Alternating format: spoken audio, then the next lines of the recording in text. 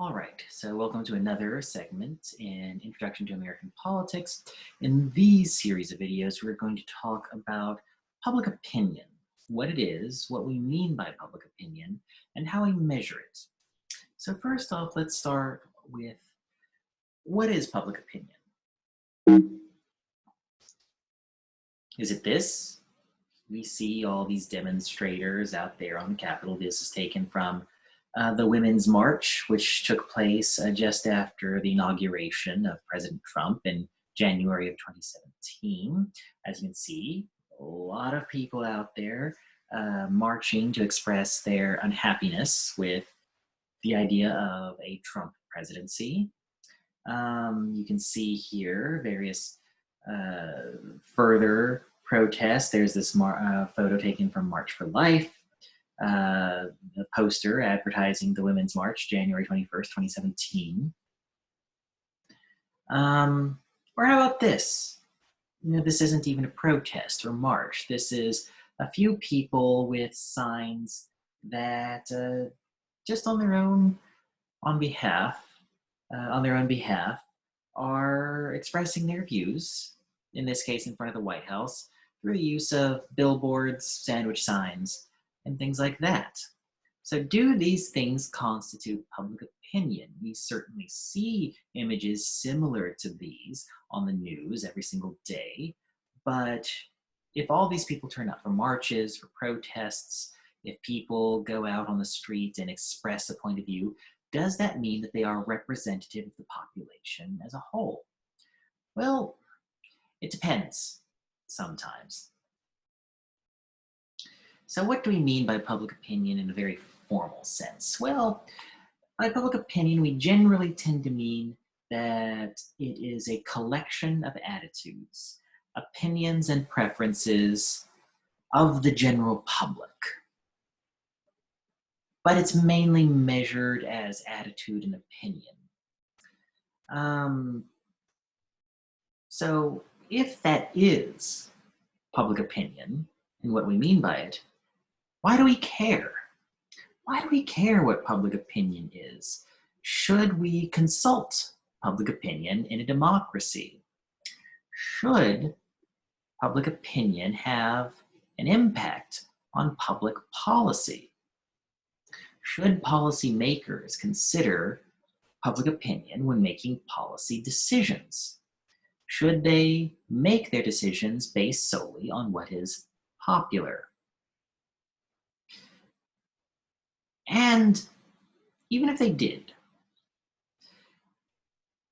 who's to say that the decision they made, though it corresponded with popular opinion, with public opinion, that it was made because of public opinion? We don't necessarily know, to a great degree, which way the causal arrow points. Does public opinion lead or follow? Do policies become policy after it is clear that public opinion mandates such policies? Or do policies get implemented and then public opinion, seeing the aftermath of those policies, come around to those policies, seeing that they work and consequently move up in approval? These are all questions that are very much a mixture of empirical and normative discussions.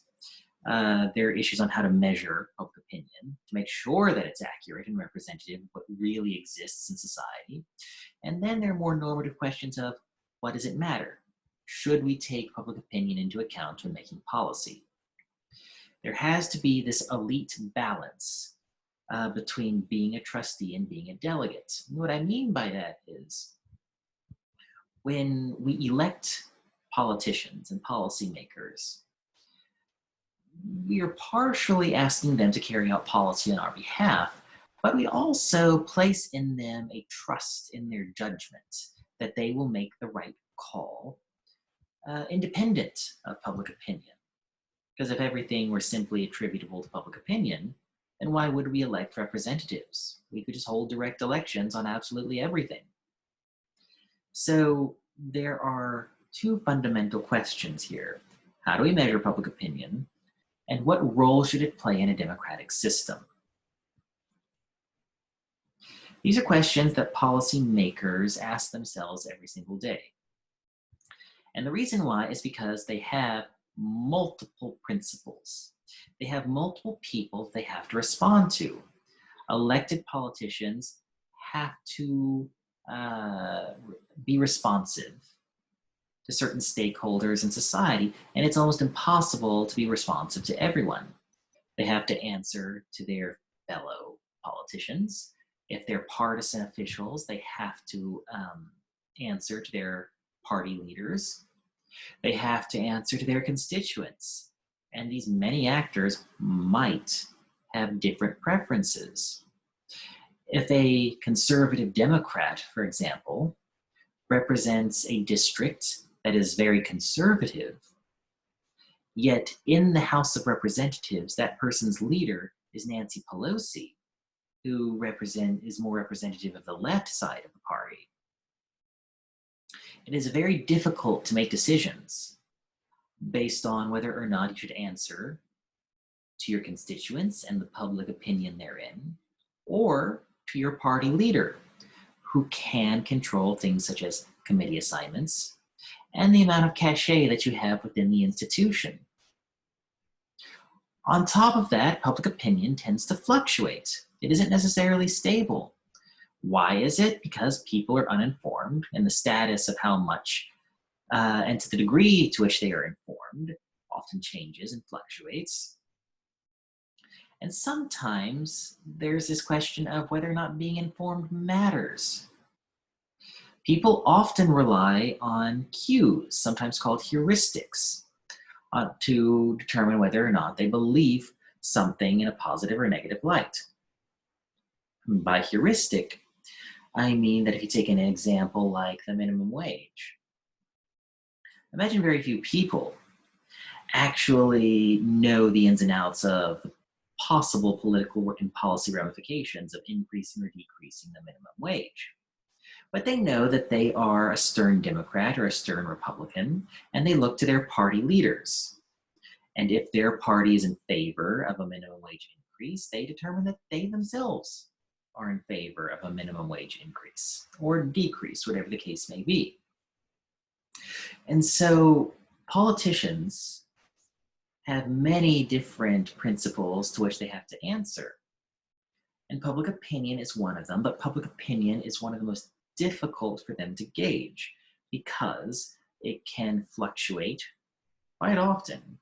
And it's often difficult to determine whether or not public opinion is being informed by facts, feeling, or sentiment, or perhaps even exogenous events. So they go to their best people, their best staff, and they attempt to measure public opinion. So they often try to do this by randomly sampling their constituents or whatever population of interest. 500 to 1,200 respondents is usually the norm whenever they try to poll in, say, presidential elections to garner potential outcomes. Over 1,000 is usually preferred. And the reason why you do that is because you want something that looks like this. Whenever you produce a histogram that shows the density of the population along, say, some characteristic, let's say ideology, most people are somewhere in the middle, so you want a population that looks something like this. People who are more in the center of the political spectrum, because there are actually very few extremists in the population. The more people you have, the more likely you are to get this perfect normal distribution. If you have smaller sample sizes, it's very difficult to fit that curve. But the more people you have, the more likely you are to get a truly representative sample. The idea, get a sample in your public opinion poll that mirrors your population. And sometimes different populations warrant getting differently skewed samples. You have to make sure that you use methods of random selection to make sure that you aren't biasing your samples by having people elect into the survey. Because if they select into taking a survey, that might be because of a characteristic that skews your results. So, for example, if you're trying to figure out why people who aren't necessarily politically engaged, why they aren't engaged and how you can get them engaged, if you target a population of people who vote regularly and are predisposed to doing things like participating in surveys, that's going to skew your results because you're sampling people who are eager to participate. And that's completely defeating the purpose of your survey. When it comes to things like elections, what you want to look at are things like margin of error in order to interpret your results. So for example, if you have a poll and it says that Biden is polling at 49% to Trump's 51%, but the margin of error is plus or minus 3 points, that isn't really a poll where Trump is ahead. That is a quote unquote statistical tie.